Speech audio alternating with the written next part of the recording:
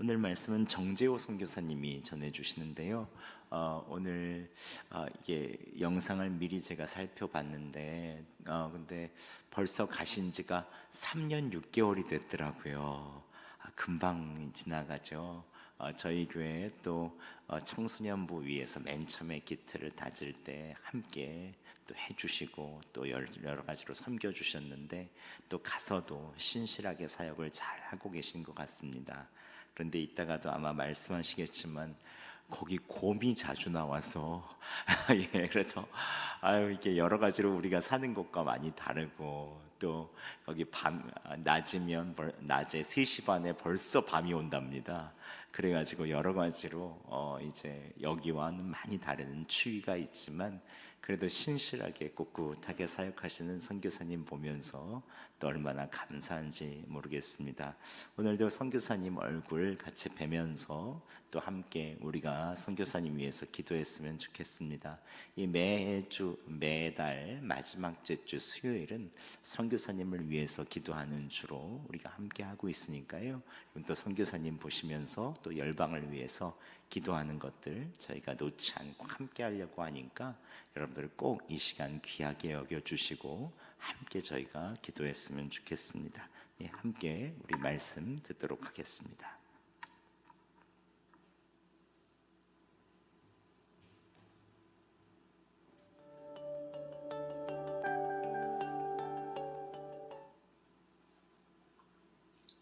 할렐루야.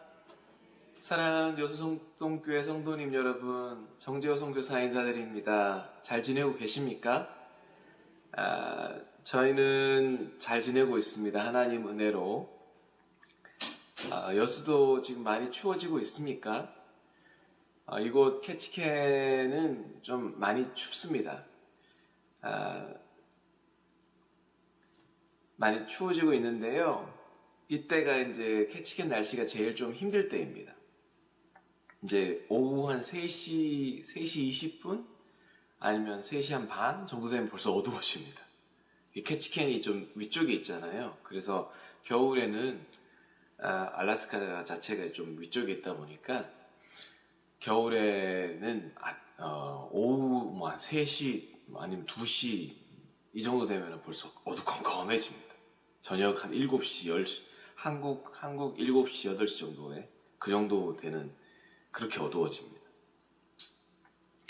저희는 벌써 눈이 한 차례 왔거든요. 그래서 아직 눈이 쌓여 있습니다.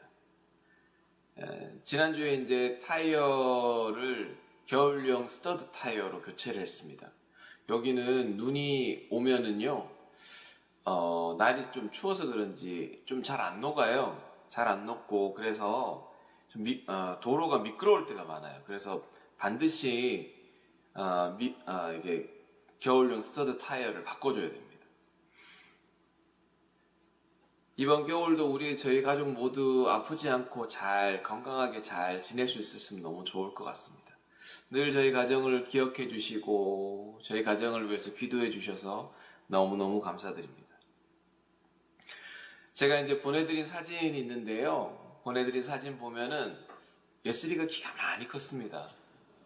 그래서 이제 키가 많이 큰 걸로 나오는데 사실은 이제 예슬이가 이제 까치발 이렇게 해가지고 그 엄마보다 키를 좀 더 크게 하려고 엄마보다 키가 좀 더 크게 나왔습니다. 아직은 엄마보다 좀 작습니다. 여기 온 지 벌써 3년 6개월이 됐습니다. 아휴, 시간이 너무 빨리 가네요. 가족 모두 건강하게 잘 지낼 수 있어서 너무너무 감사드립니다. 이 모든 게 성도님들께서 함께 중보 기도해 주셔서 인 줄로 믿기에 다시 한번 감사드립니다. 제가 한번 잠시 기도하고 말씀을 나누도록 하겠습니다. 사랑하는 하나님, 이 시간을 감사드립니다. 주의 기름 부으심이 이 시간 가운데 있게 하여 주소서. 모든 분들의 마음 문을 열어주시고 온전히 말씀에 집중할 수 있게 하여 주옵소서.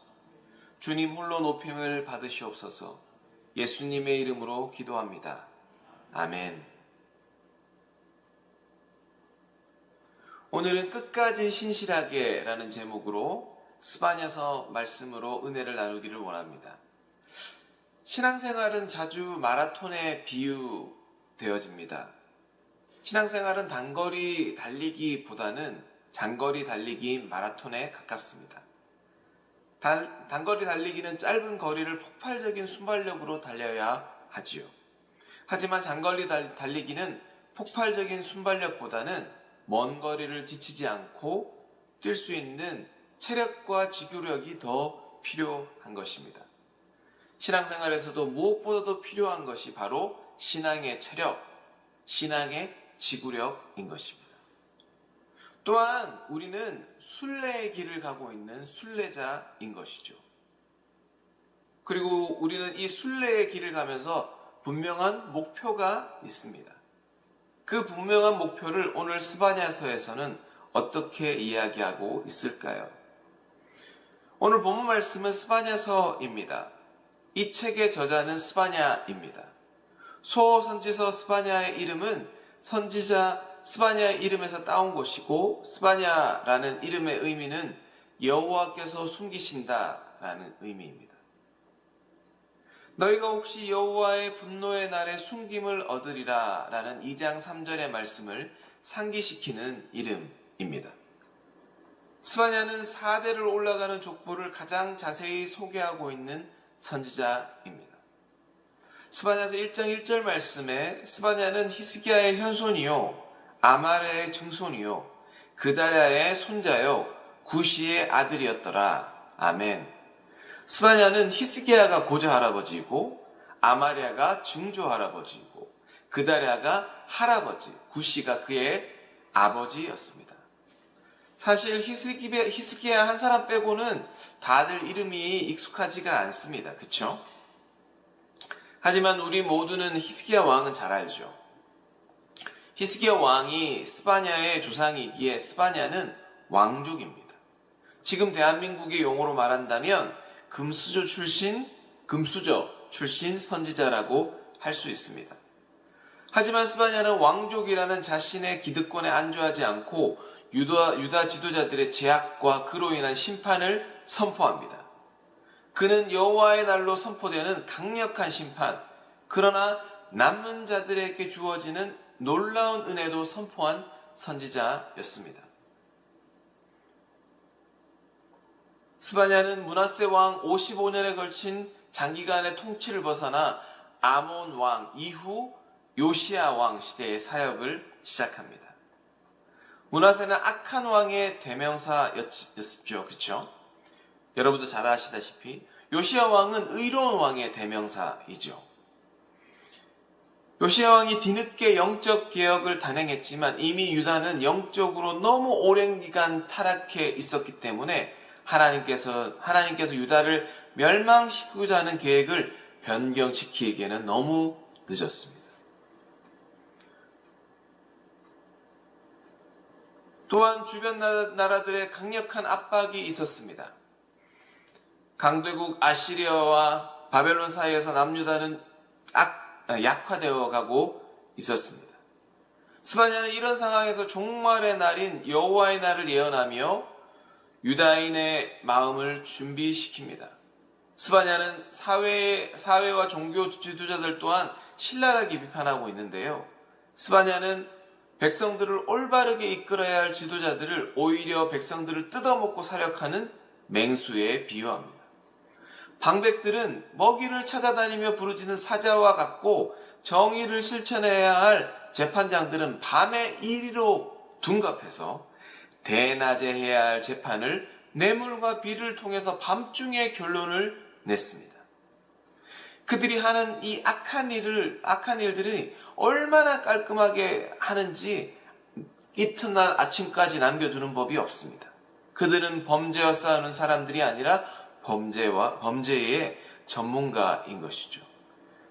스바냐 3장 3절 말씀에서 그 가운데 방백들은 부르짖는 사자요 그의 재판장들은 이튿날까지 남겨두는 것이 없는 저녁일이요. 종교 지도자들도 예외가 아닙니다. 그들은 하나님의 종이 아니라 하나님을 이용하여 생계를 유지하는 사람들이고 계시의 말씀을 자기 의견으로 대체하는 자들이며 오히려 성소를 더럽히는 자들입니다. 스바냐서 3장 4절 말씀에 그의 선지자들은 경솔하고 간사한 사람들이요 그의 재판장들은 성소를 더럽히고 율법을 범하였도다. 여호와의 날이라고 불리는 종말의 날에는요, 하나님의 백성들만 심판을 받는 것이 아니라 모든 열방들이 심판에 오른다라고 이야기하고 있습니다. 스바냐서에서 언급된 블레셋, 모압, 암몬, 구스, 아수르는 전형적으로 유다를 괴롭혀온 나라들로 모든 열방들을 대표하고 있습니다. 스바냐서 2장 4절 말씀에 가사는 버림을 당하며 아스글론은 폐허가 되며 아스돗은 대낮에 쫓겨나며 에그론은 뽑히리라. 여기서 나온 이 네 가지 도시 가사, 아스글론, 아스돗, 에그론 이 네 개의 도시는 블레셋의 중요한 도시였습니다. 스바냐서 2장 9절 말씀에 보면은요, 모압과 암몬이 등장을 하는데, 그러므로 만군의 여호와 이스라엘의 하나님이 말하노라, 내가 나의 삶을 두고 맹세하노니 장차 모압은 소돔 같으며 암몬 자손은 고모라 같을 것이라. 찔레가 나며 소금 구덩이가 되어 영원히 황폐하리니 내 백성의 남은 자들이 그들을 노력하며 나의 남은 백성이 그것을 기업으로 얻을 것이라. 네, 모압과 암몬이 2장 9절에서 등장하죠. 그 다음은 구스가 등장합니다. 스바냐서 2장 12절 말씀, 구스 사람들아 너희도 내 칼에 죽임을 당하리라. 마지막으로 아수르도 등장하거든요. 스바냐 2장 13절 말씀에 여호와가 북쪽을 향하여 손을 펴서 아수르를 멸하며 니느웨를 황폐하게 하여 사막같이 메마르게 하리니. 먼저 보편적인 심판이 진행된다고 합니다. 그러나 모든 심판은 파괴와 멸망이 아니라 모든 죄악을 제거하는 데 궁극적인 목적이 있습니다. 일단 심판으로 정리된 후에는 여호와께서 열방과 유다 백성들을 구원하고 모든 명예를 회복시켜 주실 것입니다. 스바냐 선지자가 예언한 이 두려운 심판은 1차적으로 바벨론에 의해서 유다가 멸망당할 때에 실현됩니다. 보다 궁극적인 심판은 마지막 날 종말의 때에 실현되게 될 것입니다. 하지만 이 심판은 모든 이들에게 다 시행되는 것은 아닙니다. 왜냐하면 예수 그리스도께서 십자가에 달리실 때 이 심판이 예수님께 쏟아졌기 때문인 것이죠. 그러므로 예수님 안에 거하는 이들은 더 이상 이 심판을 받지 않게 되는 것입니다. 할렐루야. 그러므로 구약에 자주 등장하는 이 여호와의 날은 신약에 가면 그리스도의 날로 바뀌게 됩니다. 로마서 2장 16절 말씀에 곧 나의 복음에 이른 바와 같이 하나님이 예수 그리스도로 말미암아 사람들의 은밀한 것을 심판하시는 그날이라. 고린도전서 1장 8절 말씀에 주께서 너희를 우리 주 예수 그리스도의 날에 책망할 것이 없는 자로 끝까지 경고하게 하시리라. 구약의 여호와의 날이 신약의 그리스도의 날로 바뀌게 되는 것입니다. 이 날은 그리스도께서 재림하셔서 세상을 심판하는 날입니다. 이때에 그리스도 안에 있는 사람은 이 심판에서 면제됩니다. 할렐루야. 그러나 그리스도 안에 있지 않은 이들은 이 심판을 피할 수 없게 되는 것이죠. 이렇게 모든 이들에게 미쳐야 하는 심판의 날이 그리스도 안에 있는 이들에게는 구원의 날이 되는 것입니다. 이것이 바로 복음의 메시지인 것입니다. 할렐루야. 스바냐 선지자는 유다 백성들뿐만 아니라 전 세계에서 하나님의 이름을 부르는 이들에게 구원이 미치게 되는 미래를 또한 내다보고 있습니다. 스바냐서 3장 8절 말씀에 그때에 내가 여러 백성의 입술을 깨끗하게 하여 그들이 다 여호와의 이름을 부르며 한 가지로 나를 섬기게 하리니. 스바냐 선지자는 이렇게 유다 백성들뿐만 아니라 전 세계에서 많은 백성들이 여호와의 이름을 부르게 될 그날을 내다보고 있는 것입니다. 우리가 바로 그 대상인 것입니다. 현대를 살아가고 있는 우리는 이 부분을 어떻게 적용해 보면 좋을까요? 우리는 이렇게 혼란스러운 시대 가운데서 어떻게 살아가면 될까요? 첫 번째로 예수님께서 우리를 구원하신다는 것을 굳게 믿어야 하는 것입니다. 저를 따라 하시겠습니다. 굳게 믿기. 스바냐서는 유다 백성들에게 여호와의 날을 준비시키면서 구원의 희망을 잃지 않을 것을 격려하도록 하기 위해서 쓰여졌습니다.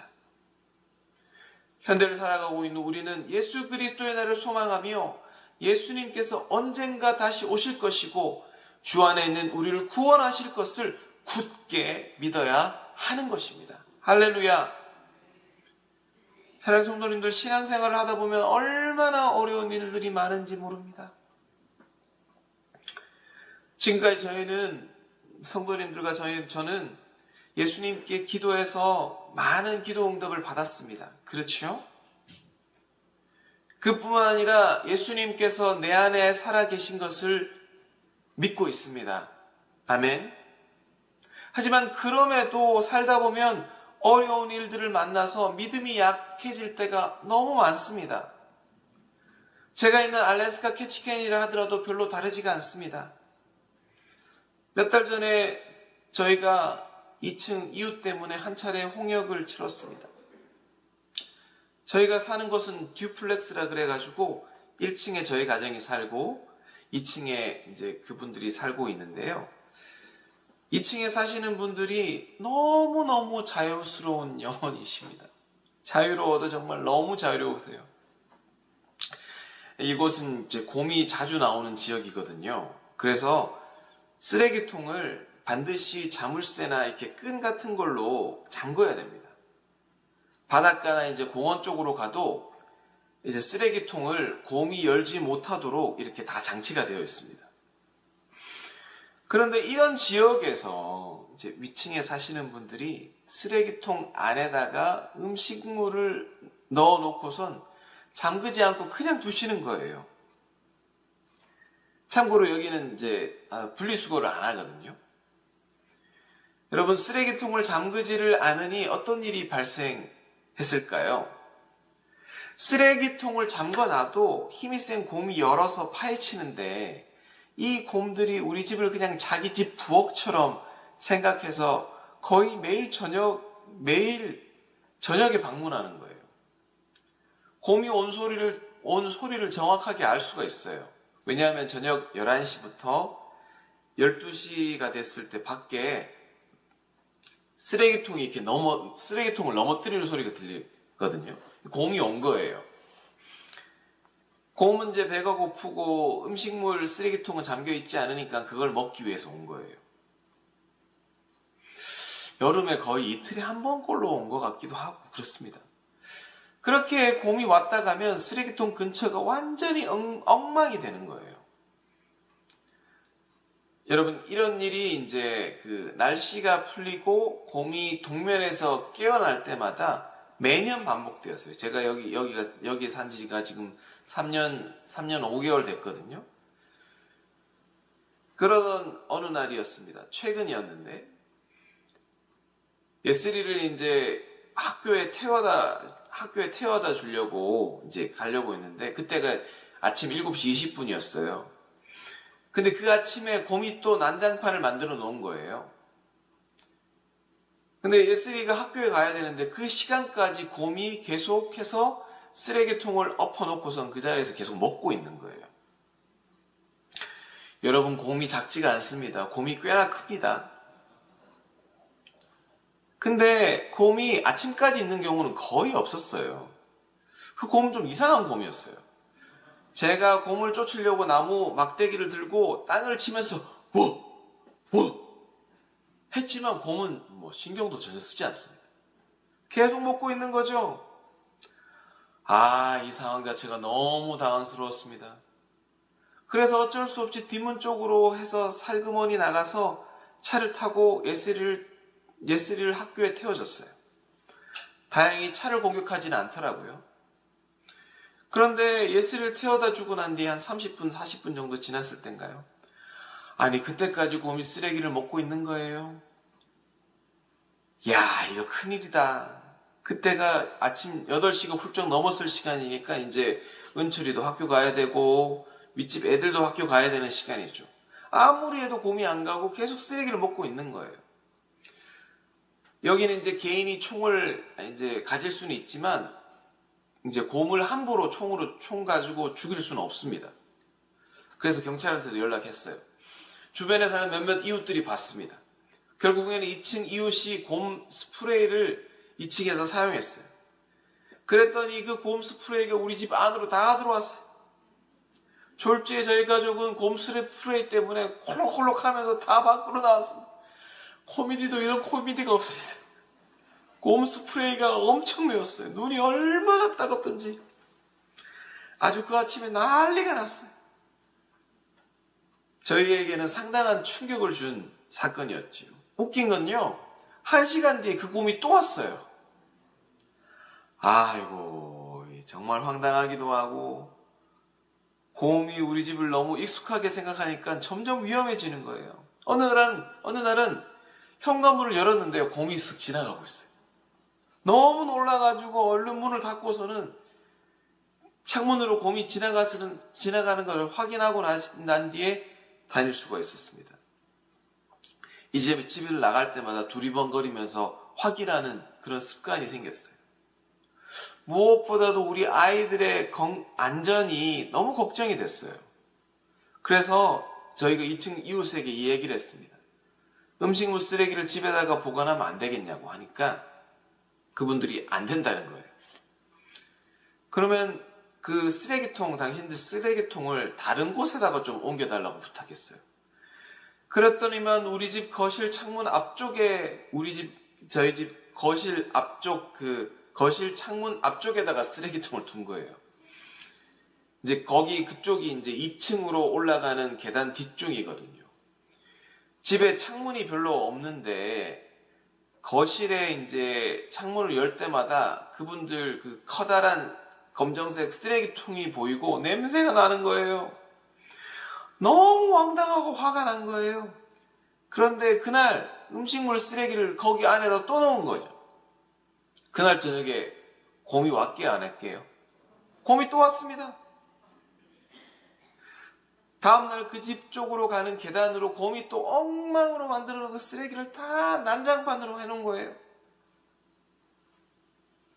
다른 건 몰라도 우리의 안전이 위협받는 건 너무 위험한 일이잖아요. 그래서 어쩔 수 없이 주인에게 이야기할 수밖에 없었어요. 아이고, 저는 이렇게 이웃을 이렇게 배려하지 않는 분들을 만난 건 정말 처음이었습니다. 너무 힘들었습니다. 그 안에 인종차별 같은 것이 있는 것도 저희는 느낄 수가 있었어요. 확실히 알 수 있었어요. 주인이 개입하니까 그제서야 그분들이 말을 듣더라고요. 더 이상 곰이 집에 오지 않았어요. 이 일을 겪으면서 참 여러 가지 생각이 났습니다. 먼저는 왜 더 빨리 그분들하고 이야기하고 하지 않았을까? 그리고 빨리 더 주인에게 이야기하지 않았을까? 또 내가 한국에 있었으면 과연 이랬을까? 물론 한국에는 곰이 없죠. 그죠? 또 내가 한국어로 따질 수 있었다면 과연 이 지경까지 갔을까 하는 생각도 들었습니다. 마지막으로 제가 한국에 있었을 때 우리나라에 일하러 온 외국인 노동자들도 많이 생각이 났습니다. 저는 이곳에서 어쩔 수 없이 외국인 같은 느낌입니다. 저는 주님께 나가서 기도할 수밖에 없었습니다. 꽤나 힘든 시간이었습니다. 가치관이 상당히 다른 어떤 사람과 대화를 하는 것이, 그리고 뭔가를 해결한다는 것이 얼마나 어려운지를 체감하는 시간이었습니다.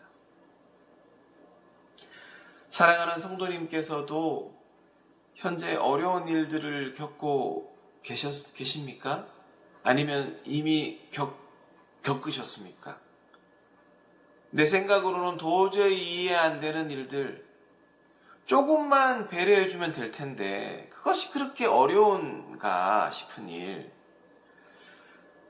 나를 무시하는 건 아닌가 하는 생각 때문에 마음이 어려운 상황들, 비상식적인 상대방의 말과 태도 때문에 속이 상하고 답답한 일들, 어떤 문제 때문에 눈물을 흘렸거나 현재도 눈물을 흘리고 계시는 어떤 일이 있으신지요?